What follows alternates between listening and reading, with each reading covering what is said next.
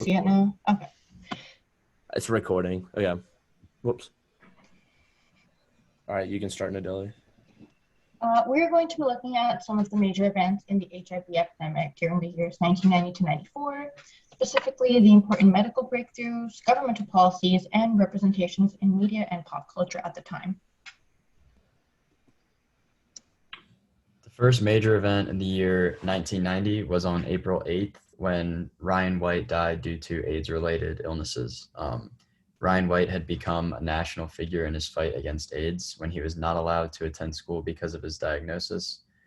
His life story raised a lot of awareness about the social impacts of the virus, and his death showed the severe physical impacts of AIDS. On June 6th, the International AIDS Conference met in San Francisco to protest U.S. immigration policy that bars people with HIV from entering the country. This was significant because the 1990 Immigration Act formally removed homosexuality from its list of health-based exclusions in immigration policy, but many people felt that the exclusion of people with HIV and AIDS was just another way to exclude homosexuals from immigrating to the United States. In July, the U.S. Congress enacted the Americans with Disabilities Act, which prohibits discrimination against individuals with disabilities, and this included people with HIV or AIDS. In August, Congress then passed the Ryan White Comprehensive AIDS Resources Emergency Act of 1990, also just known as the CARE Act, which sought to improve the availability of care for low-income, uninsured, and underinsured victims of AIDS and their families. In October, there was a major medical breakthrough when the FDA approved the use of AZT for pediatric AIDS, which was a major breakthrough in the fight against AIDS. And finally, by the end of this year, there were thought to be between 8 to 10 million people living with HIV worldwide, which shows just how large the scope of this pandemic was.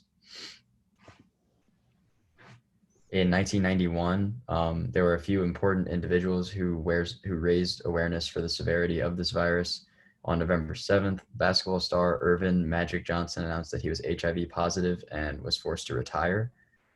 This was significant at the time as HIV was still largely seen as a disease that only affected gay men, but Magic Johnson's diagnosis was a wake-up call for many Americans that this virus affects everyone.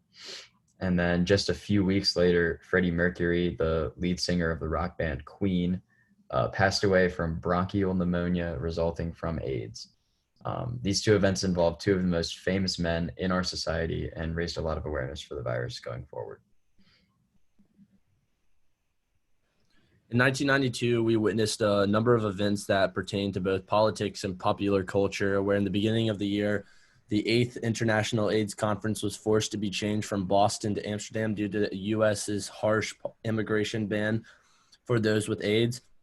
This ban lasted until 2010 when it was removed by the Obama administration.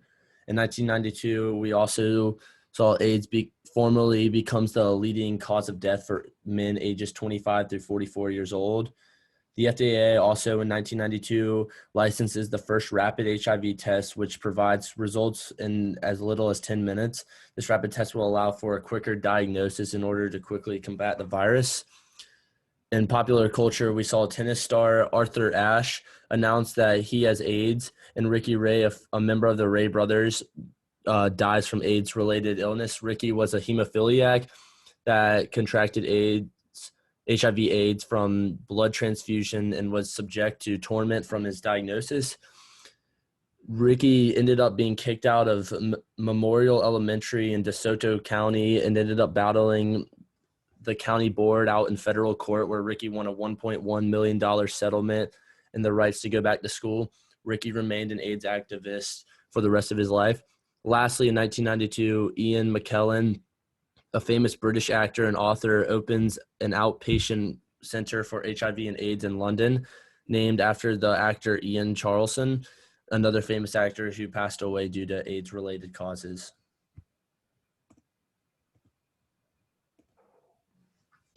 1993 saw many governmental policies come into being and important medical breakthroughs. Clinton was in power at this time, and he introduced what is known as the White House Office of National AIDS Policy, which is geared towards reducing the number of HIV infections in the U.S. It continues to do important work today, with the latest progress report being released in 2016. By this time, there were many activist groups advocating for the rights of people infected with HIV and AIDS to lessen their suffering and end the pandemic. One such organization, the National Association of People with AIDS, organized the first AIDS Watch to urge Congress for increased funding for HIV research. Although the organization has since been shut down, the AIDS Watch is now one of the largest HIV advocacy events in the US, with its next event being planned for sometime later this month. In June, Congress enacts the National Institutes of Health Revitalization Act, which mandated research agencies to include women and other minorities in all HIV/AIDS related research, a step in the right direction because we know that HIV doesn't affect just a small group of people. It can affect anyone. In terms of medical breakthroughs, earlier in the year, the FDA approved the female condom, giving people more resources to practice safe sex and so help reduce the number of new infections. At the end of the year report, the CDC also added 3 new conditions to the list of clinical indicators of AIDS: pulmonary tuberculosis, recurrent pneumonia, and invasive cervical cancer. 1993 was also an important year for AIDS representation in the media. Philadelphia was released, starring Tom Hanks and Denzel Washington, which is the story about a successful gay attorney battling HIV and a wrongful termination suit against his firm when they find out about his condition. It was important for HIV representation. And Tony Kushner's play, Angels in America, wins the Tony Award for Best Play and the 1993 Pulitzer Prize for Drama. The play deals with a variety of themes, such as the Reagan-era politics, the spreading AIDS epidemic, and how it changed the social and political climate of the year. During 1994, we see a whole lot of policy making, politics, and statistics. We also witnessed the death of an important individual. At the start of 1994, AIDS is named the leading cause of death for all Americans ages 25 through 44. This is an extremely dark statistic that starts to shed a light on the fact that AIDS affects all who are infected. As the year goes on, in August, U.S. Public Health Services recommends that pregnant women be given antiviral drug AZT to reduce the risk of parental transmission of HIV, a large decision that will help lower the number of children infected with HIV/AIDS.